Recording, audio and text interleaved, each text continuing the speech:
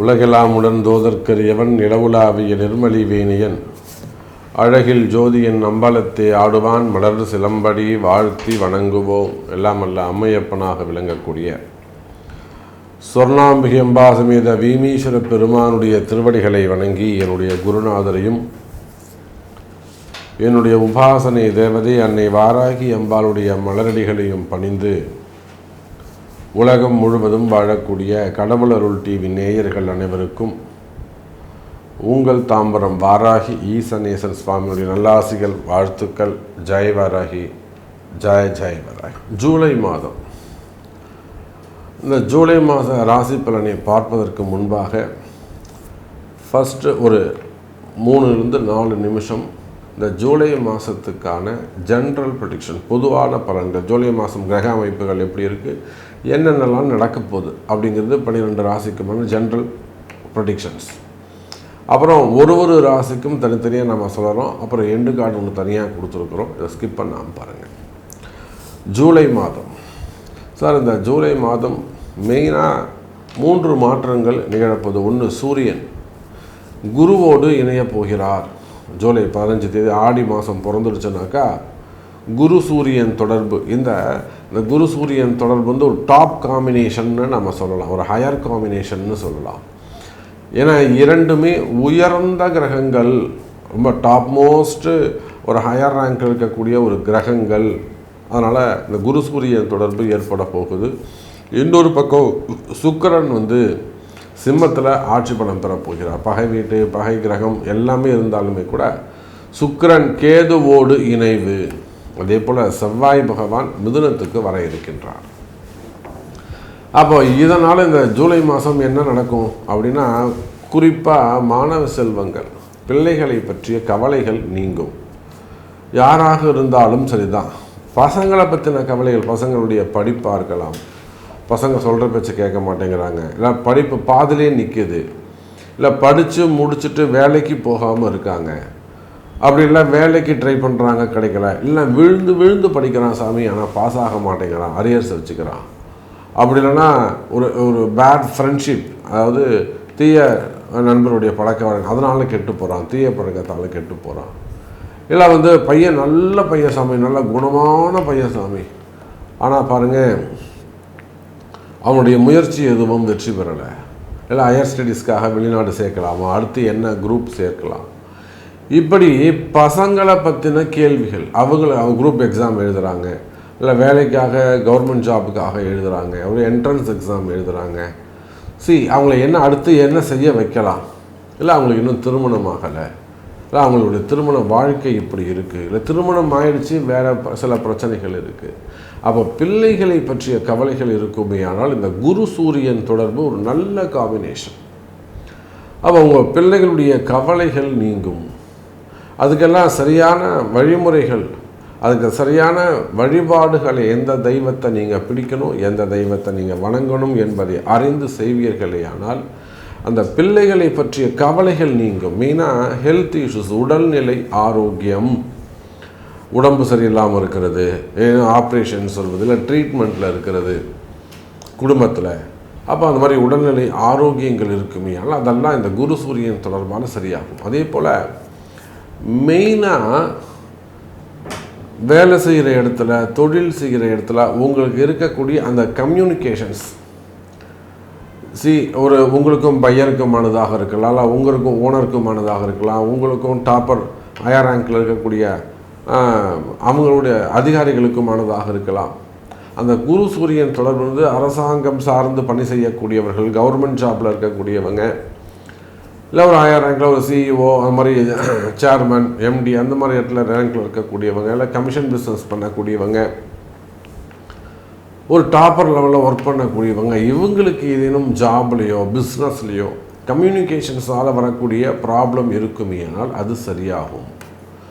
குறிப்பாக அரசியல் நண்பர்களுக்கு நன்மை நடக்கும். அரசியலில் ஈடுபட்டிருக்கக்கூடிய இளைஞர்களுக்கு, ஏன்னா குரு சூரியன் தொடர்பு, அரசியல் கண்டிப்பாக அந்த இடத்துல வெற்றி பெறும்.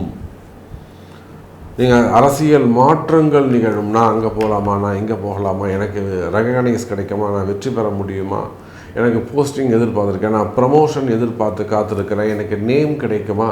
ஸோ அரசியல் வெற்றிகள் கட்டாயம் நிச்சயம் இருக்கும். அதே போல் சினிமா துறை, இந்த குரு சூரியன், குரு சுக்கிரன், குரு சூரியனுக்கு 2ஆம் இடத்தில் இருக்கக்கூடிய சுக்கிரன், அதே சமயத்தில் 12ஆம் இடத்தில் இருக்கக்கூடிய புதன், கலைகளுக்கு எல்லாம் அதிபதியாக விளங்கக்கூடியவர் புதன் பகவான், அதை வெளிப்படுத்தி காட்டக்கூடியவர் சுக்கிரன். அப்போ இந்த புதனும் சுக்கிரனும் குரு சூரியனுக்கு சமமாக வருகின்ற காரணத்தினால் நீண்ட நாட்களாக வருமானம் இல்லாமல் இருக்கிறவங்க, சினிமா துறையில் நல்ல வாய்ப்புகளை எதிர்பார்த்து காத்திருக்கக்கூடியவங்க, வேறு என்ன செய்யலாம், புதுசாக வேறு என்ன செய்யலாம், நம்ம பசங்களை எப்படி கொண்டு வரலாம், இப்படியெல்லாம் எதிர்பார்த்து காத்திருக்கக்கூடிய எனது சினிமா துறையை சார்ந்தவர்களுக்கு இந்த முறை சிறப்பான ஒரு எதிர்காலம் அமைய இருக்கின்றது. அப்போ இது எல்லாத்துக்குமே ஒரு சின்ன ஒரு ரெமிடி, அந்த பூஸ்டப் பண்ணுறது, அந்த கிரகத்தை ஆக்டிவேட் பண்ணுறது, இதை செய்வீர்களே ஆனால் உங்கள் ஜாதகத்தை வச்சு அந்த கிரகங்களை கொஞ்சம் பூஸ்டப் செய்வீர்களே ஆனால் நல்ல ஒரு கிரக அமைப்பு, குரு சூரியன் தொடர்பு, சனி சூரியன் தொடர்புலாம் ஒரு உயர்ந்த நிலைக்கு வரக்கூடிய, ஜெயிக்கக்கூடிய, ஒரு அதிகாரத்துக்கு வரக்கூடிய அளவில் இந்த கிரக அமைப்பு இருக்கின்றது. ஸோ எப்படி இருக்குன்னு ஒரு ராசிக்கும் தனியாக பார்க்கலாம். வாருங்கள். மீனராசி என்பர்களே, அற்புதமான கால நேரம். எனக்கு தெரிஞ்சு ஒரு 60% மீனராசி என்பர்கள் சிறப்பாக இருக்கிறாங்க. என்ன சாமி சொல்கிறீங்க, மீனராசி நல்லா இருக்காங்களா, அப்படி கூட இருக்கா அப்படின்னு கேட்கக்கூடிய மீனராசி என்பர்களே, ஆமாம், எனக்கு தெரிஞ்சு ஒரு 60% மீனராசி என்பர்கள் சிறப்பாக இருக்கிறதெல்லாம் தசாபுத்தி தான் காரணம். அவங்கள 7.5 சனி ஒன்றும் பண்ணலை, ஜென்ம சனி ஒன்றும் பண்ணலை, ஜென்ம குரு ஒன்றும் பண்ணலை, அதே போல் இந்த சூரியன் சுக்கிரன் அவங்கள ஒன்றும் டிஸ்டர்ப் பண்ணலை, மெயினாக ராகு ஒன்றும் டிஸ்டர்ப் பண்ணலை. அப்போ எனக்கு தெரிஞ்சு 60% மீனராசி என்பர்கள் சிறப்பாக இருக்கிறார்கள். மீனராசிக்கு ஒரு நல்ல நேரம் நடந்துக்கிட்டு இருக்குது. ஜென்ம சனி தான், ஆனால் இந்த குருவும் சூரியனும் சேர்ந்து 9வது பார்வையாக மீனராசியை பார்க்கறதுனால வெற்றி மேல் வெற்றி கட்டும். பல வம்பு வழக்குகளில் மீனராசி என்பர்கள் ஜெயிப்பாங்க. வாக்குவாதம் பண்ணுறீங்க, ஒரு விஷயத்தை கையில் எடுத்து போராடுறீங்க, நேர்மையாக தர்மமாக அப்படி போராடுறீங்க, அதெல்லாம் நீங்கள் ஜெயிக்கிறதுக்கான வாய்ப்புகள் உண்டு. அன்னை வாராகி கூடவே இருப்பாங்க, உங்களுக்கு நல்லது நடக்கும், வெற்றி கிடைக்கும், கவலை வேண்டாம். மீன ராசி அன்பர்களே, வருமானம் அதிகரிக்கும், வரவு செலவுகள் அதிகரிக்கும். அப்போ மீனராசி எதில் கவனமாக இருக்கும், மெயினாக உடல்நிலை ஆரோக்கியத்தில் அதிக அக்கறை வேண்டும். இப்போது ராகுடைய டச் இருக்கிறதுனால இப்போ கேது தசை நடக்கலாம், கேது புத்தி நடக்கலாம், ஸ்கின் அலர்ஜி மாதிரி எதாவது வருதா பாருங்கள், ஒரு அக்கி மாதிரி எதாவது வருதா பாருங்கள், உடம்புல ஏதாவது கொப்பளங்கள் வருதா பாருங்கள், ஆசன வாயில், மறைமுகமான ஸ்தானங்களில், அல்லது வெளியில் தெரியக்கூடிய இடங்களில் மறைமுகமான ஸ்தானமாக இருந்தால் கருப்பு கலர் கட்டியாக வரும். இங்கே மேலேயாக இருந்ததுனாக்கா சகப்பு கலர் கட்டிகளாக இருக்கும். அப்போ அது மாதிரி உடல்நிலை இது உடனடியாக நீங்கள் கவனிக்கணும். உடனடியாக அது செய்வினையாக இருக்குமா, அது திருஷ்டியாக இருக்குமா, அது சுற்றி போட்டாங்க சாமியை அதை மிதிச்சிட்டா சாமியெல்லாம் சொல்லக்கூடாது. மீனராசிக்கு அந்த மாதிரி உடல்நிலை ஆரோக்கியத்தில் அதிக அக்கறை, அதிக கவனம் வேண்டும். அதே போல் சின்ன குழந்தைங்கள், ஒரு 7 வயசு குழந்தை, 9 வயசு குழந்தை, 11 வயசு, 18 வயசு சின்ன குழந்தைகளாக இருப்பார்களே, ஆனால் அவங்களுடைய உடல்நிலை ஆரோக்கியம், கீழே விழுறது, அடிபட்டுறது, அப்போ நிச்சயமாக தொடர்ந்து 2-3 ஆயுஷ் ஹோமங்கள் செய்து கொள்வது சிறப்பு. உடல்நிலை ஆரோக்கியத்தில் அதிக அக்கறை தேவை. குறிப்பாக 60 வயசுக்கு 45 வயசுக்கு மேலே இருக்கக்கூடியவங்க உடல்நிலை ஆரோக்கியம், பிபி இருக்குது, சுகர் இருக்குது, அதோட கூட ஹார்ட்டு சம்மந்தப்பட்ட பிரச்சனைகள், கொலஸ்ட்ரால் சம்மந்தப்பட்டது, ஹார்ட் பிளாக் சம்மந்தப்பட்டது, கேன்சர் சம்மந்தப்பட்டது, போன் சம்மந்தப்பட்டது, மெயினாக சின்ன விபத்துக்கள், கீழே அடிபடுறது, கால் அடிபடுறது, கை போன் ஃப்ராக்சர் ஆகிறது, இதெல்லாம் மீனராசிக்கு நடந்துக்கிட்டு இருக்குது. நான் அப்படியே உட்காந்துக்கிட்டு இருக்க சாமி, வேலைக்கு போகல, 2 மாதமாக சம்பளம் இல்லை, 6 மாதமாக சம்பளம் இல்லை, வருமானம் வேணும், இது எப்போ சரியாகும், நான் இப்போ நான் என்ன சாமி பண்ணணும், குடும்பத்துக்கு வருமானம் வேணும், குடும்பத்தை காப்பாற்றணும். அப்போ உடல்நிலை ஆரோக்கியத்தில் அதிக அக்கறை, அதிக கவனம் செலுத்த வேண்டும். வழிபாடுகள் கை கொடுக்கும், பக்தி அதிகரிக்க வேண்டும், விரதங்கள் அதிகரிக்க வேண்டும். மீன ராசி அன்பர்களே,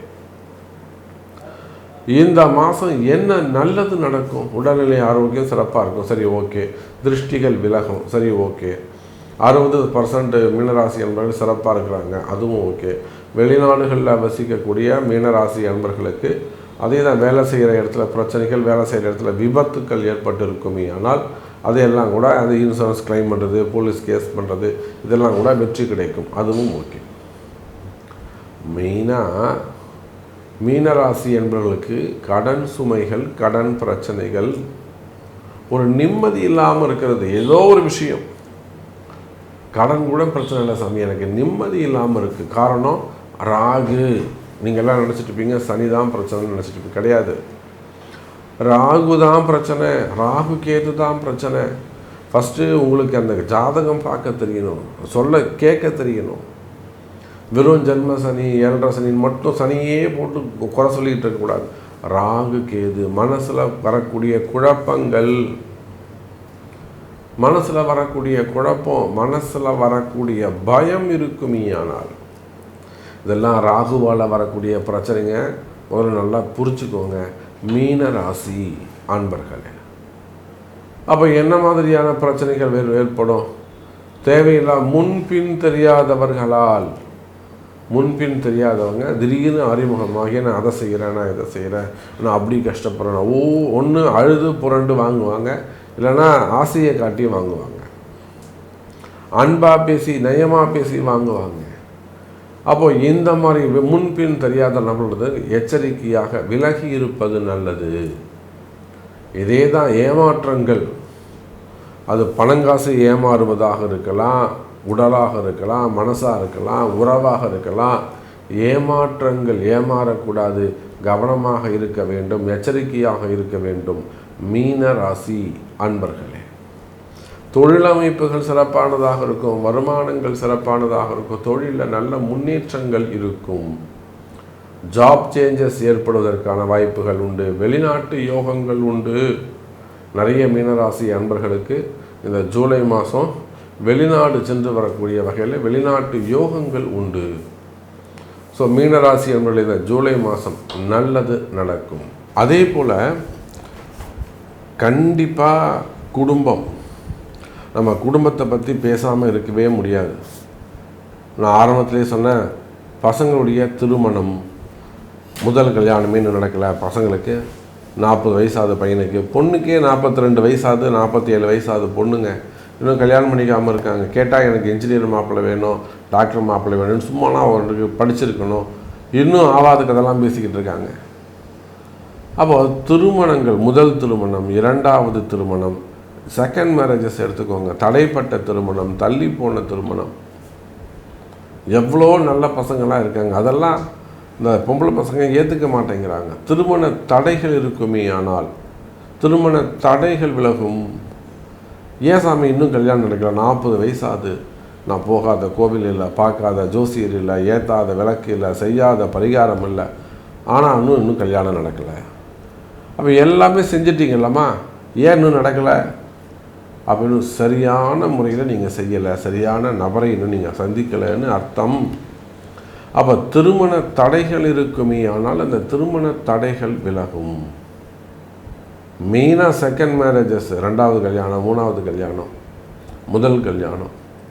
அதே போல் தான் காதல் திருமணங்கள், காதல் ஏமாற்றங்கள். ஓவராக பாசம் வச்சுட்டேன் சாமி, நான் அவர் மேலே ஓவராக நம்பிட்டேன், ஓவராக அன்பு வச்சுட்டேன், என்னால் மறக்க முடியல. அது ஆணாக இருக்கட்டும், பெண்ணாக இருக்கட்டும். எத்தனை பொம்பளை பசங்க இன்றைக்கி வந்து அழுதுன்னு இருக்காங்க, எனக்கு அப்படி தான் வேணும் அப்படின்னு. அப்போ அதுபோல் காதல் ஏமாற்றங்கள் இருக்குமே, ஆனால் அவையும் சரியாகும். அதே போல தான் கணவன் மனைவி பிரச்சனை. கல்யாணமாகி 6 வருஷம் 8 வருஷம் இருக்கும், பசங்களுக்கு 10 வயசு இருக்கும். இப்போ போய் இவங்க 2 பேரும் சண்டை போட்டுட்டு இருப்பாங்க, அம்மா பேச்சு போய் கேட்குறான், ஆயா பேச்சு கேட்குறேன்னு. இதெல்லாம் நடக்கிற கதையா? பிடிச்சி திட்டி விட்ற வேணாம். குடும்பமாச்சு, நீங்களாச்சும் கூட்டுக்காராச்சு, என்னம்மா விஷயம்? இது போய் அம்மா பேச்சு கேட்டிருந்தீங்கன்னா எப்படிமா அது? அப்போ இந்த மாதிரியான கணவன் மனைவி பிரச்சனைகள் இவை இருக்குமேயானால் அவையும் சரியாகும். இது எல்லாத்துக்கும் மேலே கடைசியாக குழந்தை பாக்கியம். இந்த குழந்தை பாக்கியத்துக்கு மட்டும் கணவன் மனைவி இருவருடைய ஜாதகமும் முக்கியம். அவங்க 2 பேருடைய ப்ரெசன்ஸ் ரொம்ப முக்கியம். அப்போது திருமண வாழ்க்கை, குழந்தை பாக்கியம், அதோடு கூட கணவன் மனைவி ஒற்றுமை, குடும்ப மகிழ்ச்சி அதிகரிக்கும். கவலை வேண்டாம் அன்பு பக்தர்களே. ஸோ மீண்டும் ஒரு அற்புதமான பதிவில் உங்களை சந்திக்கிறேன்.